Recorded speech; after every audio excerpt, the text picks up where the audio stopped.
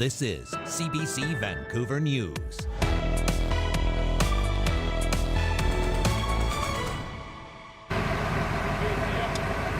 A deadly weekend on the roads. A vehicle goes airborne before crashing in Chilliwack, and the driver of a crash in Surrey takes off from the scene, the passenger dying in the hospital. Plus, that stubborn fog that settled in across the south coast now triggering a weather advisory. Environment Canada warning of near zero visibility.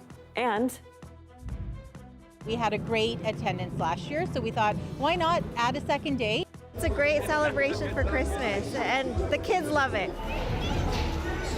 Surrey lights up for the holidays. We stop by the annual tree lighting festival. Good evening. Thanks for joining us. I'm Tanya Fletcher. We start in Israel, where a third group of hostages has been released. This point in the truce has allowed relief and hope to fill the families of some who were taken October 7th by Hamas. And there's reason for new optimism as well, the possibility that the truce could be extended. But as Briar Stewart reports, it's not without some stark realities on the ground.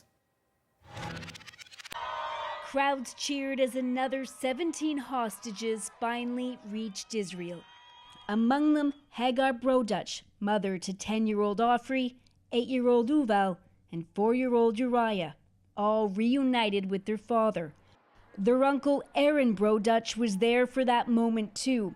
He's from Toronto and spoke to CBC News just hours before his relatives' release. Just hug them. I think that's as far as I'm thinking right now. The Brodaches were freed along with Abigail Aiden, who just turned 4 on Friday. She's a U.S. citizen and also now an orphan. Her mom was killed in front of her. Abigail ran to her dad then, who then was gunned down. She then ran to a neighbor for help, where they were all taken hostage, that entire house of neighbors. Abigail's 2 older brothers survived by hiding in a closet. She's free now, but won't yet understand how much her world has changed. She is one of the 14 Israeli hostages that were released along with 3 Thai citizens. And in exchange for the third night, 39 Palestinians were released from Israeli jails. This was the reception Amani Hashim received when the 38-year-old was released after 7 years in prison on Friday. In 2016, she was convicted for driving into an Israeli soldier at a checkpoint in the West Bank, but she says it was an accident. I see the deal as a gift from God, she said. It's a deal written by the blood of the martyrs and innocents, and this is the sacrifice the people paid to free the prisoners. In the occupied West Bank, tensions are high where there are reports of at least 7 Palestinians killed, including 5 in an Israeli raid. And it's here where the crowd swells with each prisoner release. But in Gaza, there's little to celebrate. The break in fighting means a clear look at the destruction of war. Aid is coming in, but it's nowhere near enough. Empty gas canisters line the street, and gas stations are overrun with crowds. A ceasefire made no difference in our living conditions, said this man. The only difference is the halting of airstrikes. And those could resume as early as Tuesday morning if the temporary truce isn't extended. As Prime Minister Benjamin Netanyahu greeted troops in Gaza, he vowed nothing will stop Israel once it resumes its fight. The CBC's Briar Stewart reporting from Jerusalem tonight. And funerals were held in the West Bank today after 8 Palestinians died in Israeli security raids overnight, as Briar mentioned. 5 died in the city of Jenin, where Israeli forces and Palestinian gunmen traded fire. Israeli officials say the raid was in search of about 20 suspects, one wanted in connection with a fatal West Bank attack in August. Since the Gaza crisis erupted, about 200 West Bank Palestinians have been killed, some by Israeli settlers, but most in Israeli security operations. And in the U.S., President Joe Biden says his administration is working on extending that truce between Israel and Hamas. But as Katie Simpson shows us, it comes amid intense domestic political pressure from those who want a different White House approach to the war. U.S. President Joe Biden looking relieved as he returned from his Thanksgiving break. Encouraged by the steady release of hostages, he's backing calls for the pause in fighting to be extended. That's my goal. That's our goal, to keep this pause going beyond tomorrow so that we can continue to see more hostages come out and surge more humanitarian relief into those who are in need in Gaza. Biden made that point directly to the Israeli Prime Minister during a phone call Sunday, as the White House faces increasing pressure to re-examine its response to the war. The president has gone out on a limb here. He's gone out on a limb generally for Israel and is paying a political price for it. Biden is losing support among young and progressive voters over this issue, according to recent poll numbers. And in my view, and a new proposal by Senator Bernie Sanders to impose conditions on U.S. aid for Israel is gaining traction. During an interview with CNN, Democratic Senator Chris Murphy said he'd back the idea. We regularly condition our aid to allies based upon compliance with U.S. law and international law. And so I think it's very consistent with the ways in which we have dispensed aid. Biden appeared open to the proposal as well. Well, I think that's a worthwhile thought, but I don't think if I started off with that, we'd ever gotten to where we are today. But his national security advisor downplayed any potential change in U.S. response. And when he answered that question, he acknowledged the idea, but then he said in the same breath that the approach that he has taken is what has been generating results. The temporary pause in fighting is just that, temporary. The White House has to now decide if it will continue with its unwavering support of Israel once that fighting resumes. Katie Simpson, CBC News, Washington.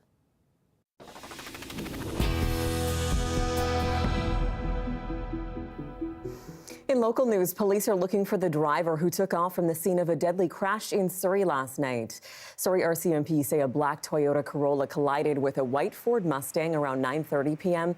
This was in the Newton area at the intersection of 128th Street and 82nd Avenue. Police say the driver of the Corolla ran off while the passenger was taken to the hospital in critical condition and later died. The driver of the Mustang wound up with minor injuries. The man who took off from the scene is described as South Asian, in his 20s, and was wearing a gray hoodie and jeans. Investigators are still looking for him. And a little further east into the Fraser Valley, another deadly crash. This one happened around 7 p.m. with reports of a vehicle that had become airborne before crashing on the side of Chilliwack Lake Road near Vetter Road. RCMP say officers and emergency responders tried and failed to save the driver, who was the only person in the vehicle. Investigators in that case are also looking for any information or dash cam footage that could help them figure out what led up to the crash. Environment Canada is warning of near zero visibility due to fog through parts of the south coast right now. Many awoke to see thick fog blanketing the ground and lasting through much of the day. A fog advisory then went out this afternoon. It covers Metro Vancouver, Greater Victoria, the Southern Gulf Islands and the Sunshine Coast, as well as Eastern Vancouver Island. Environment Canada warns the fog could create hazardous driving conditions tonight into tomorrow morning, particularly in places where the temperature nears that freezing mark.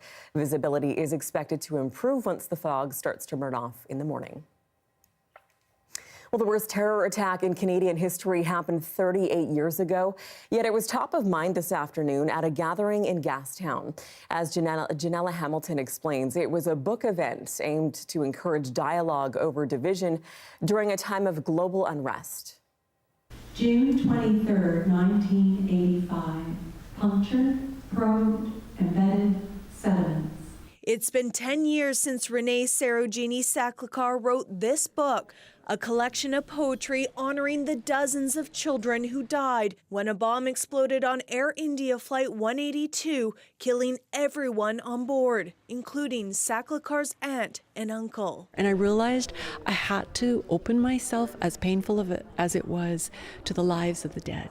So I went to the archive. She says reading the poems today is more difficult than when she wrote them years ago. with civil unrest and violence making headlines globally. We look at the world events right now. They have lost loved ones to terror, to murder. Whether that violence is individual or systemic, it can be so catastrophic. It is so catastrophic. On Sunday, Sacklicar joined other experts to reflect and remember and make space to talk about loss and grief. The 10th anniversary of this book is really important to re-inject these personal narratives about the Air India bombing, to realize how it continues to have these ongoing effects in people's everyday lives. Air India Flight 182 disappeared from radar off the coast of Ireland after a bomb exploded on board on June 23, 1985. 329 people died, including 280 Canadians and more than 80 children. And I have really not heard about the Air India bombings. An Angus Reid poll from June revealed many Canadians still do not know much, if anything at all, about the worst mass murder in Canadian history. 6 in 10 Canadians under the age of 34, so between the ages of 18 and 34, had never even heard of the bombings. Stark numbers, those here hope will prompt more teachers and parents to have difficult conversations with kids to make sure the memories of those who died will never be forgotten. Janella Hamilton, CBC News, Vancouver. As we head into the holiday season, an often expensive time of year for many, we set out to ask what your spending priorities are this Christmas. Take a listen. Like, instead of buying individually gifts, I just buy something big and they can share it together. We go out for dinner, we don't buy presents, we don't decorate, and we enjoy our time with each other. Expensive. What you used to get for $150 is not what you used to get now. Obviously, like the inflation, the economy. Yeah, I'm making careful decisions. All watching what we're buying and how much to buy and who we're buying for, and those who are naughty are not getting nothing. Well, for many, the holidays are not complete without a Christmas tree, but like just about everything else this year, it might cost you more, and that's if you can even get a hold of one. Our Yvette Brend explains. Hunting for that perfect tree is tough enough. Watch out, watch out. Just ask this 10-year-old. A fake tree isn't the same. You don't get to cut it or anything. But fresh tree stock is scarce this year. They smell so good. We want to try to continue this for as long as we feasibly can. BC gets many of its trees from out of province, but cultivated pine trees are getting harder to find and more expensive. A decent 2-meter-high Christmas tree will cost you $100 to $200. We continue to have to raise our prices in order to make funds, and for the most part, we're just having to pass that cost off to the customer. Well, for farmers, all the input costs are up. The cost of fertilizer's up, the cost of pesticides and sprays and everything else up, the cost of labor. It's very difficult to even get labor at a small farm. So all these input costs, fuel, everything is up. Adding to the challenge, climate change. Heat waves and droughts are not making it any easier. Statistics Canada says this country has lost 1,000 tree farms in a decade, and that's starting to affect retailers. Even some nonprofits are cutting off online sales, otherwise they sell out too fast. It definitely becomes challenging. We were able to make our way through COVID, which was extremely challenging, and I'd say this is even more challenging. This year, a North Vancouver Lions Club could barely find 600 trees to sell. They usually buy closer to 1,600. That leaves them short about $30,000 in fundraising revenue they're offsetting with craft sales. That's a big hole left by missing trees until planting again catches up with Christmas demand. Yvette Brend, CBC News, Vancouver. And Christmas is now a month away, and local celebrations have already begun in many communities across BC. We sent our Saurabh Sandhu to check out the festivities for the annual tree lighting festival at Surrey Civic Plaza today.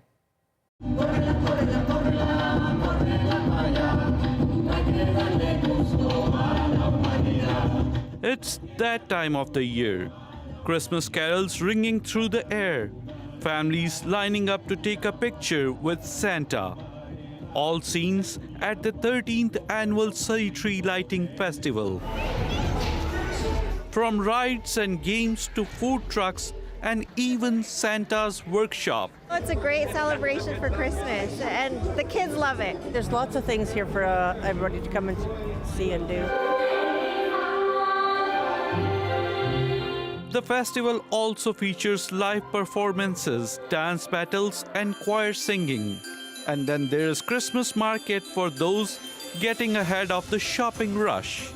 Organizers say the festival is so popular, they decided to add an extra day. We had a great attendance last year, so we thought, why not add a second day and give everyone an opportunity to attend and come both days and see everything. Businesses aside, the event also highlights 2 local charities. One is the Surrey Food Bank that's here accepting donations, money, anything that the community is able to support with. So we have the Surrey Christmas Bureau here also accepting donations, and they're selling mugs and stuffies. The 2-day event wraps up this weekend, but the towering Christmas tree will stay into the new year. The city says it has heard positive feedbacks and plans to grow the festival even bigger in years to come. Saurabh Sandhu, CBC News, Surrey. And the Shoebox Project is a Canadian charity that provides basic needs for women experiencing homelessness. Today, the program took in donations at several locations around Nanaimo. It means everything. I raised a kid on my own, and there were scary moments, and there was a lot of women that helped me on my way. So I really feel honored and happy that I can actually be a part of it and paying it forward. People are encouraged to fill and decorate a standard-sized shoebox with gifts and essentials for women in need. Winter clothes like toques, scarves, and gloves are especially welcomed as the weather gets colder.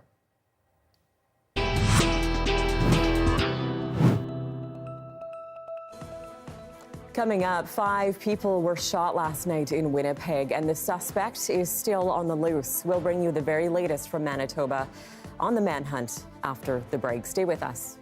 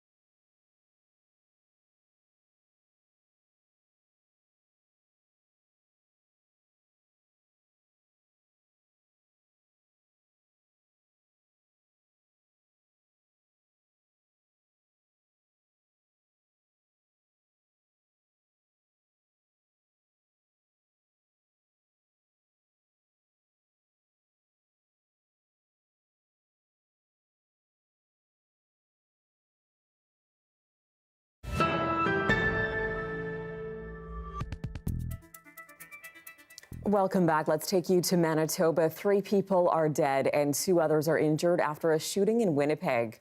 It happened inside a home in the city's downtown. Police were called shortly after 4 o'clock this morning. 2 of the victims, a man and a woman, were pronounced dead at the scene. Another man died from his injuries in the hospital. Police released few other details but confirmed there have been no arrests. Earlier this month, we told you about a salmonella outbreak that was linked to cantaloupe. The outbreak has gotten worse, though, and spread now across the country. So far, it's killed 1 person and sickened dozens more. The outbreak is linked to Melachita and Ruby brand cantaloupes. Multiple recall warnings have been issued for both brands. More than 60 people have fallen ill. At least 17 of them have had to be hospitalized. So far, cases have been identified in BC, Ontario, Quebec, PEI, and Newfoundland and Labrador. Well, questions are being posed about how effective new federal mortgage guidelines will be at keeping Canadians in their homes. Ottawa unveiled the rules last week, and some worry it might not do much to offset punishing interest rates. The CBC's JP Tasker has reaction. Bikram Deep Singh has a mortgage renewal looming on his Vancouver area townhome. Right now, I'm looking at the renewal rates somewhere between 6 and 6.5%. So that's going to be like bringing my payments 30 to 40% up. So that's going to be a significant chunk of money that I'll be spending every month. Singh was already just trying to keep his head above water. I'm the sole income earner in my family, so that definitely puts some stress. About 2.2 million mortgages are up for renewal in the next 2 years, according to federal data. Those households will be paying a lot more with record low rates in the rearview mirror. Kevin Larkin doesn't think he can keep his Surrey, BC home on a teacher's salary. You know, I've just been running the numbers, and I don't see how I'm going to be able to renew and afford this. Finance Minister Chrystia Freeland says Ottawa is doing what it can to avoid a spike in foreclosures. I want Canadians to get through this. I want Canadians to be able to afford their mortgages and keep their homes. That's where the government's new mortgage charter comes in. A series of guidelines for banks, including allowing temporary extensions of amortization periods so people can take longer to pay, and exempting homeowners from a stress test when switching lenders at renewal. Most banks were doing many of these things. This real estate watcher says the charter won't change much. People are already offloading properties they can't afford, and it could get worse. If rates stay in the 6s for another 12 months, we're going to have potentially and very likely some downward pressure on prices. I mean, something's going to break. The good news is inflation seems to have stabilized. The bad news, interest rates might not go down as fast as they went up. The governor of the Bank of Canada has warned people should prepare to live with higher rates for longer. JP Tasker, CBC News, Ottawa. To the latest on that developing story, the rescue in India now, and the government there has a new plan to reach the 41 construction workers still trapped in a collapsed tunnel. Rescuers have now started drilling into the mountain vertically from the top. This after the drill trying to reach them horizontally broke this weekend. The group has been trapped for 2 weeks now. Rescuers have been able to get them food, water, oxygen, and medicine while they wait underground. You're looking at a time lapse of downtown this morning, and yes, it certainly was a foggy start to the day along the south coast, and dry conditions are on the horizon for most of BC. I'll have your 5-day forecast coming up next.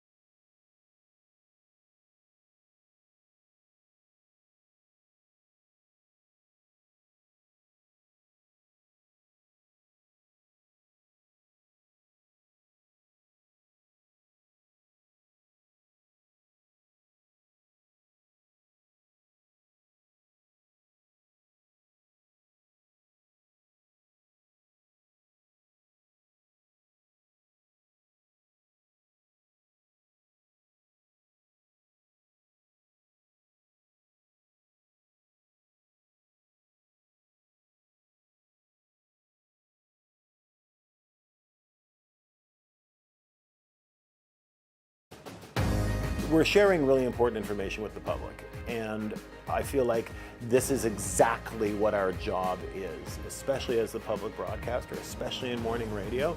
That's incredibly important.